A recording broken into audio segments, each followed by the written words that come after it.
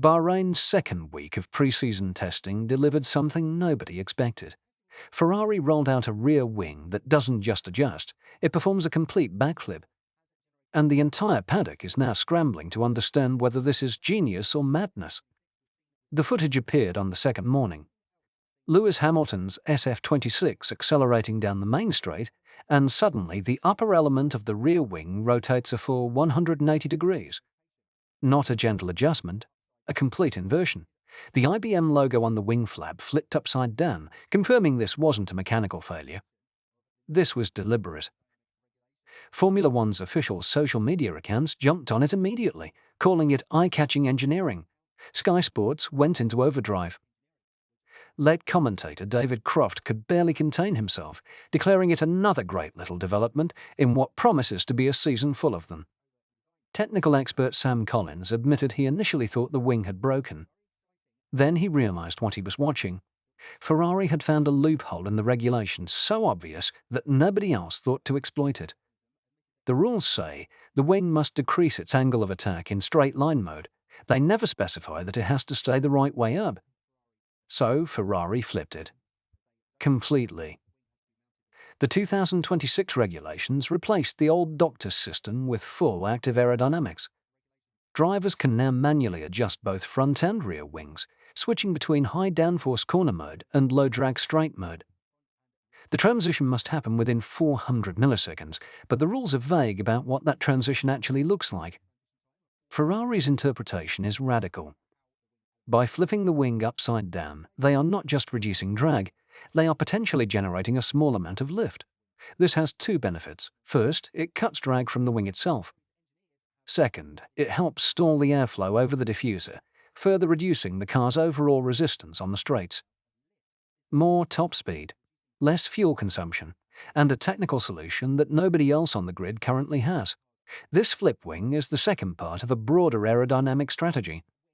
The first part is the diffuser winglet, a piece of engineering that former Ferrari strategist Ruth Buscombe called absolutely beautiful. She explained that Ferrari found a clever solution where the winglet connects to the diffuser on the upper surface, helping keep the rear of the car planted. This diffuser design generates massive downforce at low speeds, giving the car incredible grip through slow corners. But as former driver Anthony Davidson pointed out, that grip comes at a cost.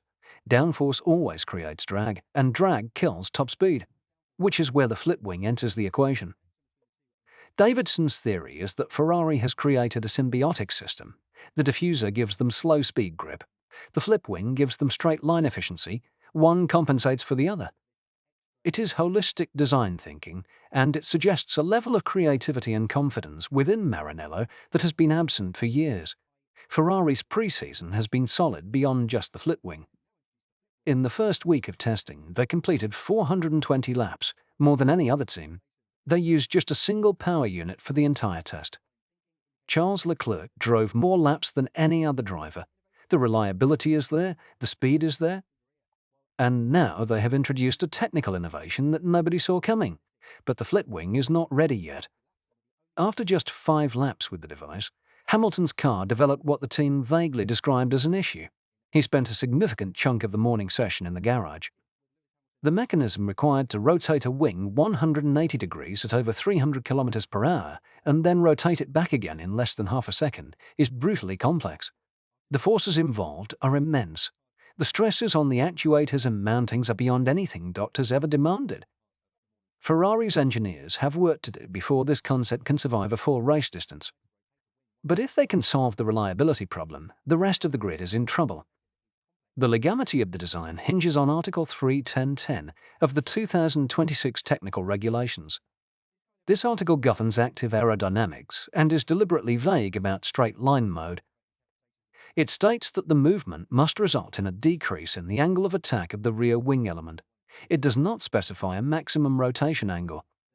It does not say the wing must remain oriented normally. Ferrari's single fluid rotation is technically compliant. As long as the wing transitions from a legal high downforce position to a lower drag state within the 400 millisecond limit, the method is open to interpretation. Ferrari almost certainly consulted with the FIA throughout this process. Teams do not bring innovations this radical without getting pre-approval from the technical department, but that will not stop rival teams from looking for angles to protest. Every technical director on the grid is now analyzing high-resolution photos, scrutinizing the regulations, and trying to figure out if there is a way to kill this concept before it becomes dominant. This is the constant chess match that defines Formula One's technical battles. The shift from doctors to full active aerodynamics represents a philosophical change for the sport. The old system was a simple overtaking tool, a button you pressed on the straight to go faster. Active aero turns the car into a dynamic platform, constantly adjusting itself for optimal performance through every phase of the lap. This adds complexity for the drivers, but it opens up a fascinating new battlefield for engineers to find competitive advantages. Ferrari's flip wing is the most extreme example of this philosophy seen so far.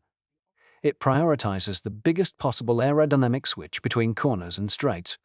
Copying it would require a complete redesign of the rear end. That process would take months and cost millions.